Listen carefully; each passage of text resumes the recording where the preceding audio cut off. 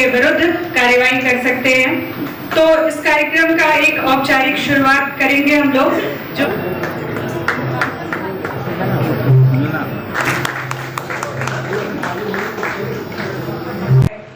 क्योंकि राष्ट्र सुरक्षित है जाएगा, वो प्रतिदिन हमारे कार्यों में कार्यक्रम की शुरुआत करेंगे।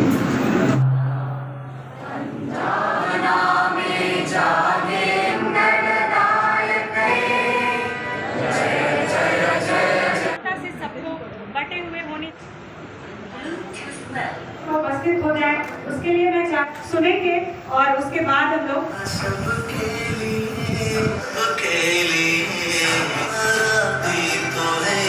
छोड़ रहा हूँ तो थोड़ा सा और करीब बैठ जाओ।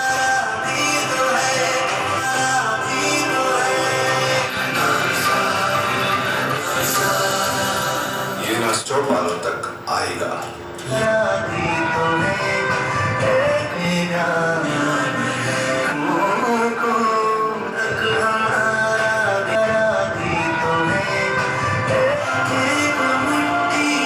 मुफ्त एवं सक्षम कानूनी में विशेष दक्षता हासिल की है। तो मैं पॉज समिति की जो चेयरमैन अध्यक्ष मैम है दिव्या जायसवाल मैम से अनुरोध करूंगी कि मैम का स्वागत करें।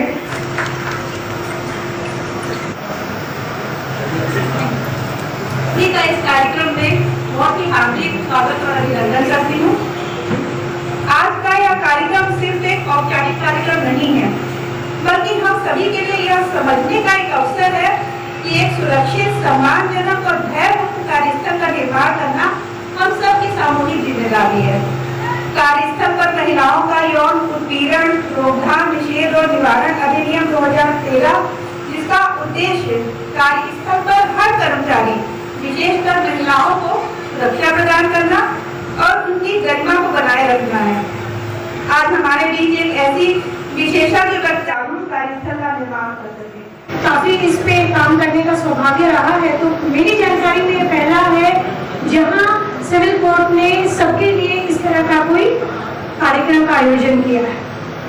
तो समय कम है लेकिन महत्वपूर्ण विषय है और उससे ज्यादा महत्वपूर्ण बात है, जैसे मैंने कहा कि एटलीस्ट हो तो रहा है। शुरुआत करूंगी एक सवाल से। भले ही न्यायालय में बैठी हूँ लेकिन इसको कितने लोगों ने देखा है? जी के बारे में जानते हैं, शायद उन्होंने सब वाकिफ है।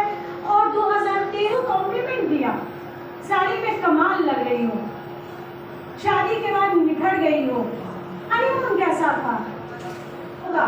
तो मैं कहीं ना कहीं मेरे ऊपर वो इंताज आपके साथ करने में समस्या नहीं है, क्योंकि घर तक छोड़ रहा हूँ तो थोड़ा सा और करीब बैठ। कंसेंट करना सिखाया है?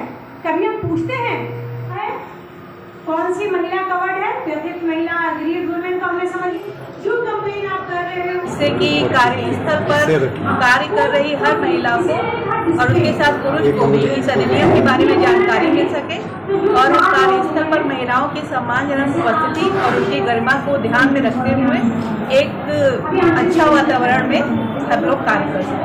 महिलाओं के साथ क्या कुछ भी जो होता है जिसको इस अधिनियम की कैटेगरी में रखा जा सकता है, उसी के बारे में आपको जानकारी। मैं दिव्या जायसवाल हूँ, इस पॉज कमेटी की चेयरमैन। मेरा नाम अनुपमा है। मैं यहाँ अनुमंडल जो न्यायालय है वहाँ पे अपर मुख्य न्यायिक दंडाधिकारी के रूप में कार्यरत हूँ और इस पॉज समिति जो है उसकी मैं एक सदस्य हूँ। और आज का जो कार्यक्रम है विशाखाबाद जो है माननीय उच्चतम न्यायालय का और 2013 द्वारा जो अधिनियमित विधायिका का नियम है उसके अनुसरण में आयोजित किया गया। यह अधिनियम और जो माननीय उच्च न्यायालय का निर्देश है कि कार्यस्थल महिलाएं जब अपने घर से कार्य के लिए निकलती हैं तो कार्यस्थल पे अगर उनके साथ किसी भी प्रकार का लैंगिक दुर्व्यवहार हो सकता है, अगर होता है वो किसी भी साधनों के माध्यम से होता है तो उनके जो नियोक्ता है या किसी भी व्यक्ति के द्वारा किया जाता है तो उनको सुरक्षित करने का कार्य कानून करता है। सुरक्षित करने के पश्चात उनको क्या उपचार प्राप्त है, वो किस समिति के समक्ष अपनी शिकायत लेके जा सकती है, समिति क्या क्या कार्यवाही कर सकती है जो इसके लिए उत्तरदायी है, इसके बारे में एक जागरूकता कार्यक्रम रखा गया है। और किसी भी कार्यक्रम के किसी भी विधियों के दोनों पक्षों को जानना आवश्यक होता है। तो ये विधियां महिलाओं को सुरक्षित अवश्य करती हैं, परंतु इन विधियों का, इन अधिनियमों का, इन कानूनों का किसी तरह का उल्लंघन न हो, इसके किस तरीके से प्रतिबंध लगाए गए हैं, किस तरीके से प्रावधान किए गए हैं कि अगर इसका कोई दुरुपयोग करता है, इसके बारे में भी जागरूकता जो है हम लोग आज दे रहे हैं कि कार्यस्थल पे महिलाएं सुरक्षित रहें।